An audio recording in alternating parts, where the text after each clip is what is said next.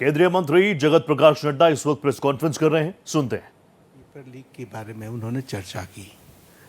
ये जांच का विषय है और सरकार एक जिम्मेवार सरकार है, इसलिए निश्चित रूप से हर एक बात का जवाब जांच के साथ साथ जनता के सामने, देश के सामने दूध का दूध और पानी का पानी रखेगी।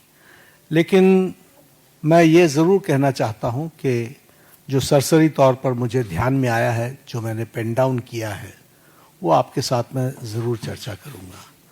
अगर मैं बात करूँ जम्मू कश्मीर में सर्विस सिलेक्शन बोर्ड के एग्ज़ामिनेशन में पेपर लीक हुआ, जहाँ पर कांग्रेस और एनसी की सरकार है, नेशनल कॉन्फ्रेंस की। उसी तरीके से Himachal Pradesh school examination board में उसमें पेपर लीक हुआ, जहां कांग्रेस की सरकार है। उसी तरीके से झारखंड में JAC में हिंदी और साइंस के पेपर लीक हुए झारखंड, जहां पर कांग्रेस और झारखंड मुक्ति मोर्चा की सरकार है। तेलंगाना में वहां पर इंटरमीडिएट के लैंग्वेज के पेपर लीक हुआ और वहां पर भी हमको मालूम है कि कांग्रेस और CPI की सपोर्टेड सरकार है।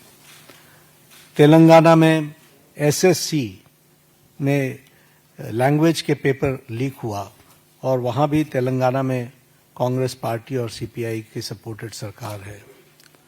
तमिलनाडु में BEd के कोर्स पेपर में वहां पर जो जिसे हम कहते हैं Tamil Nadu teachers education university board, वहां भी पेपर लीक हुआ। वहां भी उस समय विपक्ष की सरकार थी। वेस्ट बंगाल में पुलिस कांस्टेबल का रिक्रूटमेंट एग्जाम पेपर लीक हुआ, वहां उस समय TMC की सरकार थी। पंजाब में Punjab subordinate service selection board, इसमें ग्रुप B के एग्जामिनेशन में इसमें भी पेपर लीक हुआ और मैल प्रैक्टिसेस भी हुए हैं। उसी तरीके से केरला में स्टेट में PSC के 26 एग्जाम पेपर में इरेगुलरिटीज हुई हैं।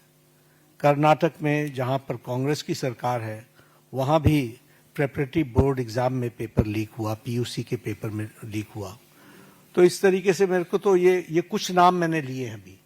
ये इसकी बहुत लंबी फेयर लिस्ट है जिसके बारे में हम चर्चा चाहेंगे कि जब चर्चा हो। लेकिन मैं पूछना चाहूंगा विपक्ष के नेता से, राहुल गांधी से, कि आप सिलेक्टिव क्यों हैं? Why are you so selective? आपने यूपीए के सपोर्टेड सरकारों को, जिसे हम इंडी गठबंधन कहते हैं, इंडी अलायंस कहते हैं, उनकी गवर्नमेंट्स के बारे में आपने क्यों नहीं चर्चा की? क्यों आपने अपने आप को उससे अलग रखा? यह स्पष्ट बताता है कि आपका उद्देश्य छात्रों का हित नहीं है। आपका उद्देश्य एजुकेशन में बढ़ोतरी हो, एजुकेशन की क्वालिटी में बढ़ोतरी हो, स्टूडेंट्स को जस्टिस मिले, इसमें आपका इंटरेस्ट नहीं है। आप स्टूडेंट्स के विषयों को, डिमांड्स को लेकर के आप पॉलिटिकल माइलेज लेना चाहते हैं, राजनीतिक रोटियां सेकना चाहते हैं, जो कि दुर्भाग्यपूर्ण है। लेकिन मैं इस मोड़ पर एक बात जरूर कहना चाहूंगा कि यह समय ये नहीं है कि हमारी सरकारें, आपकी सरकारें, तुम्हारी सरकारें, इस तरीके से हम इन चीजों को विभाजित करें। ये गंभीर मसला है और जैसा मैंने आपके सामने कुछ नाम गिनाए, ये बड़ी लंबी लिस्ट है जिसमें यूपीए की सरकारें इन्वॉल्व हैं जहां पेपर लीक हुआ है। लेकिन हम आरोप प्रत्यारोप से बाहर निकल करके हमें इस पर चर्चा करनी चाहिए, और चर्चा करने का जो सबसे अच्छा माध्यम है वो है सदन, वो है पार्लियामेंट। और हम चर्चा के लिए तैयार हैं। गहन चर्चा हो, गहन चर्चा के माध्यम से इसकी बारीकियों में हम जाएं।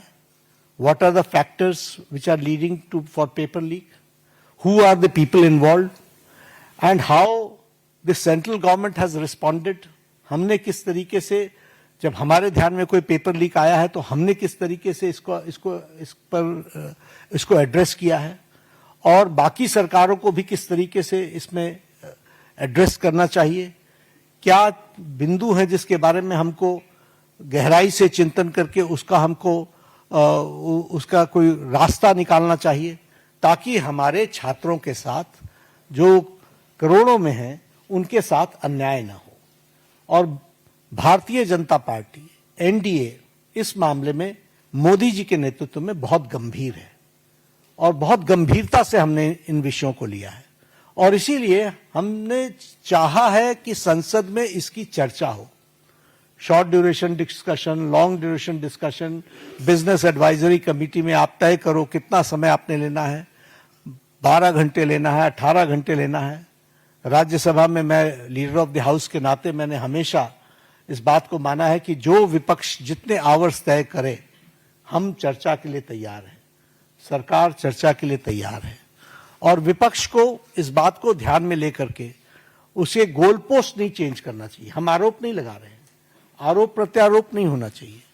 हम इस समस्या का किस तरीके से निदान कर सकते हैं उसके बारे में हमको सोचना चाहिए, और पार्लियामेंट सबसे उपयुक्त फोरम है जहां हम गहराई से इसके चिंतन कर सकते हैं। ड्यूरेशन विपक्ष तय करे और उसमें हर एक एस्पेक्ट्स के बारे में चर्चा हो, और हम कोई ठोस नीति लेकर के आए, क्योंकि बच्चे कोई हमारे हैं, आपके हैं, वो देश के भविष्य हैं, और देश के भविष्य की चिंता करना हमारी जिम्मेवारी है। और हमारी जिम्मेवारी में सरकार के साथ साथ विपक्ष की जिम्मेवारी भी है। इसलिए विपक्ष भी अपनी जिम्मेवारी को निभाए और हम सब साथ मिलकर इसका समाधान करें, और कोई स्थायी समाधान की दिशा में हम आगे बढ़ें, ऐसा मैं निवेदन करना चाहता हूं। आज मेरी तरफ से इतना ही कहना है। मैं फिर आपको आश्वस्त करता हूं कि मोदी जी के नेतृत्व में चलने वाली सरकार जिम्मेवार सरकार, रिस्पॉन्सिबल गवर्नमेंट, रिस्पॉन्सिव गवर्नमेंट, ये हमेशा आतुर है कि सभी बातों की संसद में चर्चा होनी चाहिए, और हम चर्चा के लिए तैयार हैं।